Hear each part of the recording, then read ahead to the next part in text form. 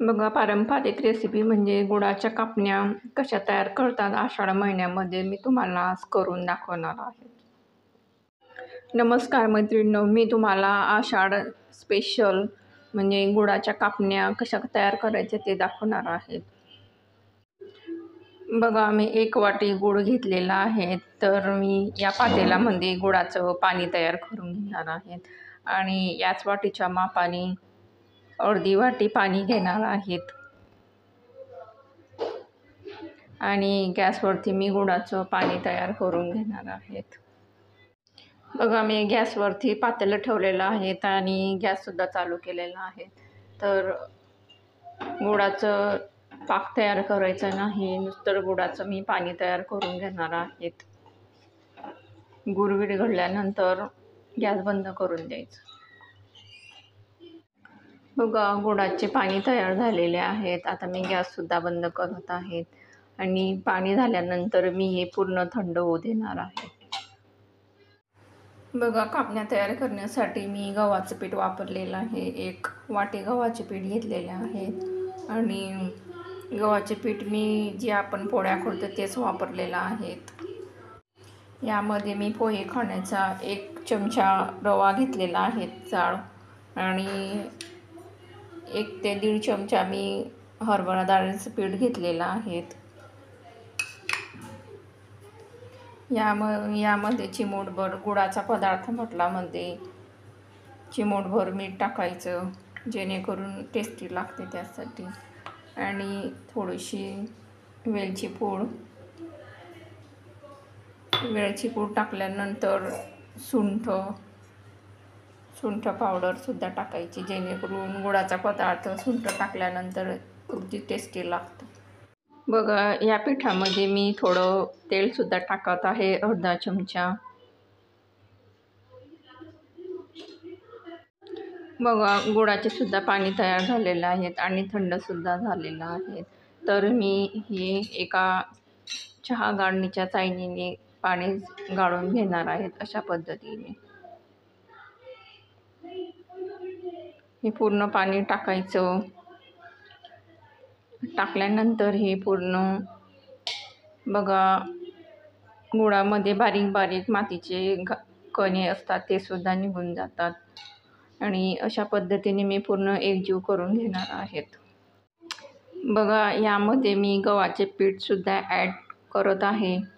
तुम्हीसुद्धा गव्हाचे पीठ हे कमी जास्त होऊ शकते. तर यामध्ये मी गव्हाचं पीठ ॲड करून पूर्ण असा गोळा तयार करून घेणार आहे.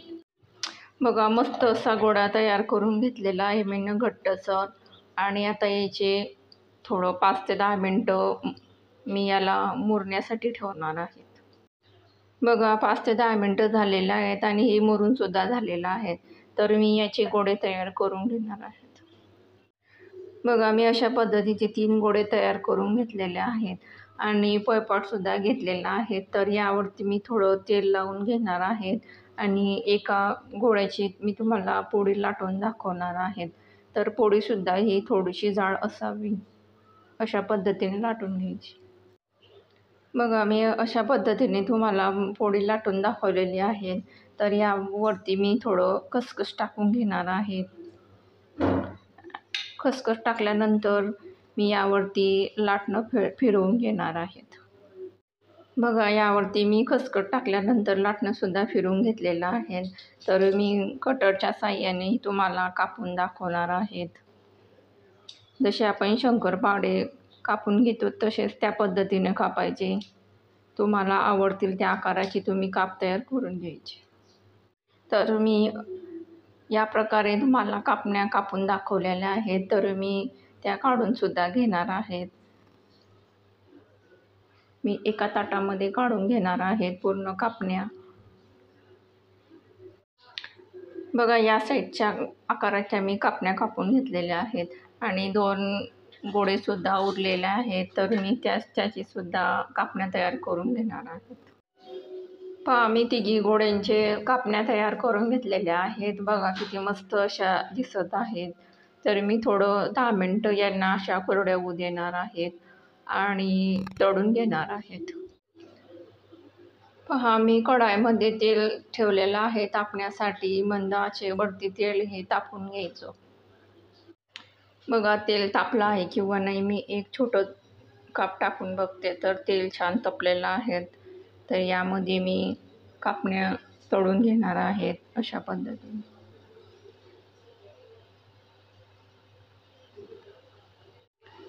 पहा, मी अशा मध्यम आचेवरती कापण्या तळून घेणार आहेत आणि त्यांना हलवून घेणार आहेत. बघा किती मस्त अशा दिसत सुद्धा आहेत.